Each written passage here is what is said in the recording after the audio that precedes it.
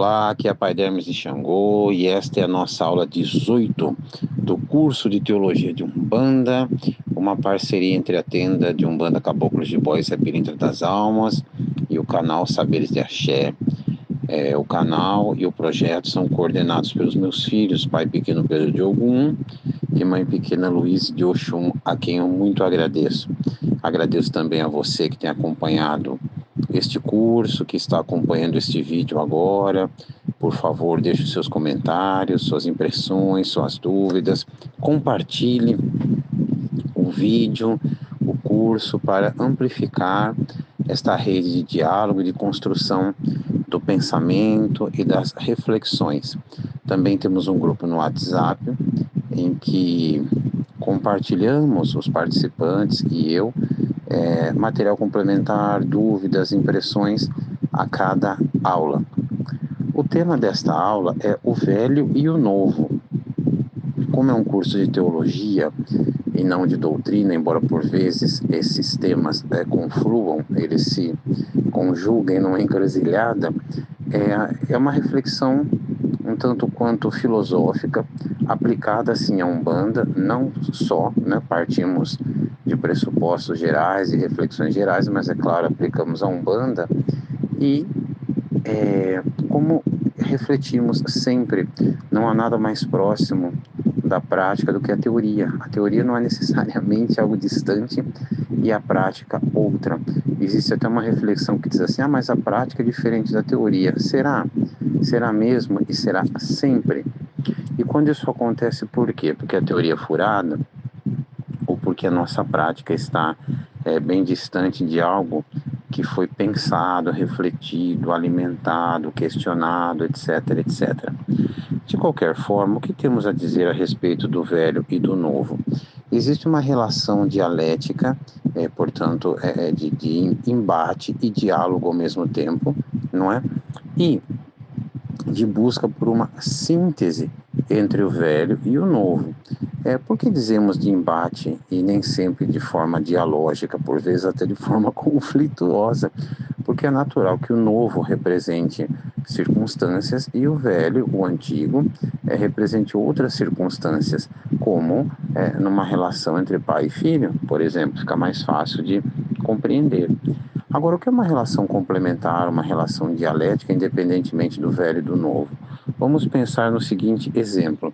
Nós temos o dia e a noite, que são opostos complementares. O dia não existe sem a noite e vice-versa. A compreensão do que seja noite parte da compreensão do que seja dia e vice-versa.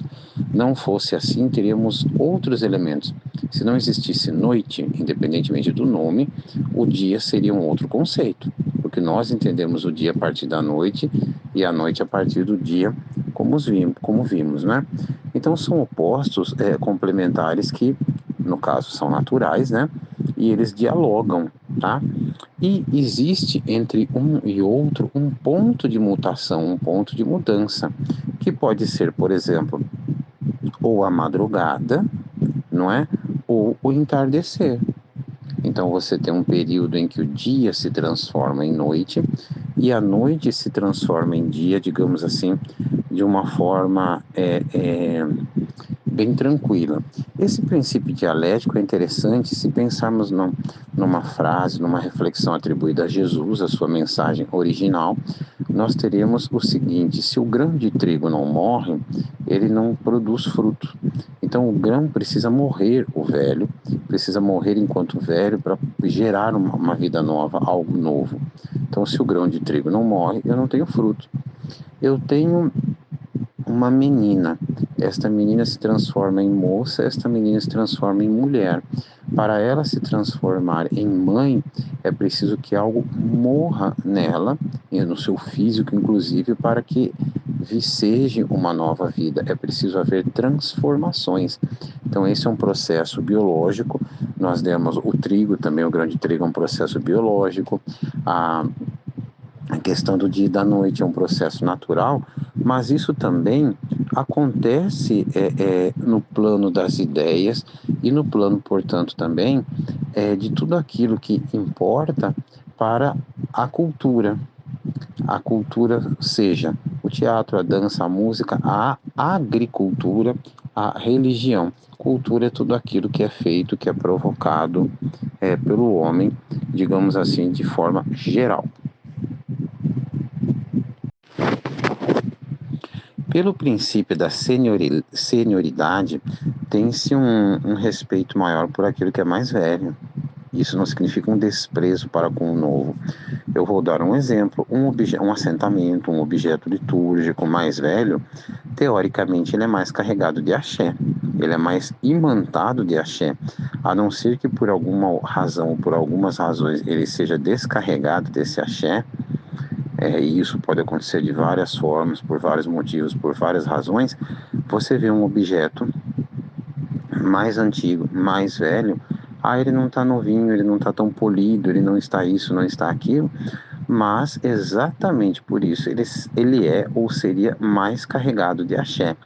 Então, essa reflexão, ela vai ao encontro, desculpem, ela vai de encontro, ela é contra, né, o pensamento que nós temos hoje tão contemporâneo de que as coisas são imediatas, de que todo mundo envelhece aos 20 anos, a propaganda só vai até os 30, os 40, na televisão, na internet, porque ela corresponde ao período que supostamente, ou de acordo com o sistema econômico, as pessoas têm o poder de compra.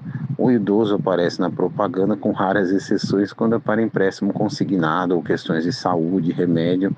Há algumas exceções, eu não vou apresentá-las aqui para não fugir ao cerne da discussão, mas toda e qualquer aparição de idoso, claro, é para vender bens e produtos. Esta reflexão do princípio da senioridade, esta reflexão a respeito do que é mais velho e tem mais axé, que se acumula e também, evidentemente, é fonte de compartilhamento, ela pertence a outras visões da vida, a outras visões de valoração que vêm de povos, de culturas ditas e ditos primitivas e primitivos, pejorativamente, mas que nós podemos considerar primitivos e primitivas no sentido daquilo que vem primeiro, da sua raiz, da sua busca. E, infelizmente, conforme a reorganização ocidental do mundo, passou a ser desvalorizado. Então, nós temos uma verdadeira obsessão por tudo aquilo que é novo, como inclusive uma maneira, até inconsciente, por vezes consciente, de se viver uma eternidade fictícia, como se eu nunca fosse morrer, como se eu não fosse envelhecer. O envelhecimento, a morte, a doença aparecem muito no despertar, se não no despertar espiritual, mas no primeiro passo, despertar para a vida, de Siddhartha Gautama, o Buda, que era alijado da realidade por seus pais, segundo a mitologia, para não sofrer, não é? E hoje nós temos, sim, crianças, adolescentes e adultos alijados da realidade por um mundo virtual em que o velho não tem vez.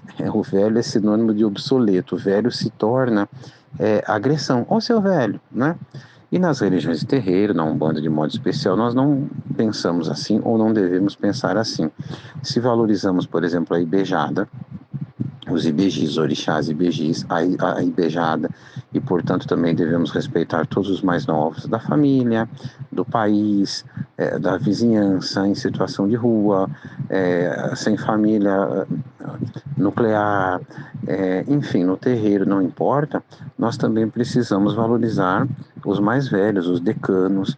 Isso parte em relação aos orixás mais velhos, como o Mulu, o Baloi também, que não, né, mas se cruza com o Mulu no culto Nanã, e ao mesmo tempo também os pretos velhos, né? Os nossos pais e mães na religião, assim como os nossos pais e mães carnais. Vamos lembrar que na religião, pelo princípio da senioridade, muitas vezes nossos pais e mães na religião, né, no terreiro, eles são mais jovens que nós na idade terrena. Nesse sentido também, muitos questionam, alguns aceitam tranquilamente nos cultos de nação e na Umbanda, mas outros questionam e dão seus argumentos, enfim, a troca de bênçãos. porque, segundo esses que questionam, a bênção deve ocorrer do mais novo para o mais velho, o pedido de bênção, e não haver a reciprocidade. Entretanto, se eu considero sagrado o ser humano que está à minha frente, se eu valorizo tanto o mais velho quanto o mais novo, eu diria natural, mais do que cultural, litúrgico, que peçamos a bênção ao mais novo. Ademais, e não menos importante, nós pedimos a bênção, alguns dizem não para a pessoa, eu diria não apenas para a pessoa, mas estamos pedindo a sua coroa mediúnica, a sua espiritualidade. Portanto, não apenas, pensando na banda toda, mas ao orixá que rege a pessoa, ao orixá e a banda toda, ou aos orixás e a banda toda. Então, quem é que não quer pedir uma bênção? Quem é que não quer ser abençoado? Isso é muito importante. Para encerrar esta breve reflexão, hoje de fato é uma aula mais curta, é uma aula encaixadinha para pensarmos em questões filosóficas e como elas se aplicam ou não, ou deveriam ser aplicadas à nossa convivência no terreiro, às questões litúrgicas, às nossas vivências cotidianas também, no trato não apenas de pessoas, de divindades, de espiritualidade, de guias, mas também dos objetos, aquilo que faz parte da história de um médium, a história de vida de um terreiro, enfim. Nós precisamos entender que tradição é diferente de tradicionalismo. Muitas vezes, para uma tradição permanecer, eu diria sempre até, é preciso que ela se renove, que ela se deixe oxigenar, sempre mesmo, né? E às vezes existem novas roupagens para os mesmos fenômenos. E isso faz parte deste movimento, dessa relação dialética entre o velho e o novo. Não significa que tudo seja válido, não significa oba-oba, não significa permissividade com modismos e com atitudes que firam a essência, notem bem, a essência e não um outro termo da filosofia, bastante empregado, os acidentes em relação a essa essência. Não fosse assim, teríamos dificuldades cada vez maiores ou maiores do que muitas vezes já temos de compreender segmentos umbandistas que, a despeito da questão nuclear da religião de Umbanda, vide primeiras aulas, principalmente, há um núcleo comum, tem outras características. Então, se eu não compreender que existe um núcleo comum, eu não consigo entender como as demais características não invalidam aquele segmento, não invalidam aquela casa de ser também reconhecidamente uma casa ou um segmento umbandistas.